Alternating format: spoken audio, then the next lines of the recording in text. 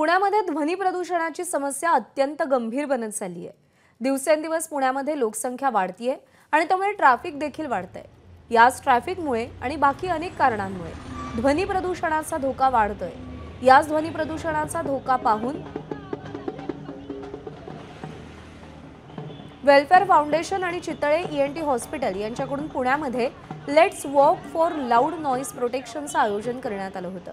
यात अनेक पुणेकरांनी सहभाग घेतला आणि ध्वनी प्रदूषणासंदर्भात जनजागृती केली। पोलीस उपायुक्त संदीप गिल यांनी या कार्यक्रमाचं उद्घाटन केलं। त्यासोबत रॅलीत देखील ते सहभागी झाले होते। डॉक्टर विनया चितळे यांनी आयोजित केलेल्या या कार्यक्रमाला चांगला प्रतिसादही मिळाला। Prevention is always better than cure.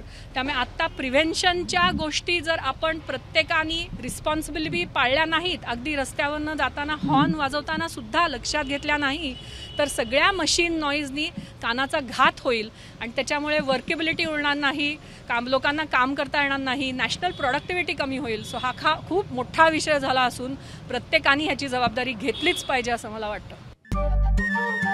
नमस्कार। मन सुद्धा तुझं ही ABP माझावरची वेगळीच मालिका खूप गाजली। हिचा दुसरा सीझन केव्हा येणार अशी अनेकदा विचारणा झाली, पण आता प्रतीक्षा संपली। लवकरच येतोय सीझन 2।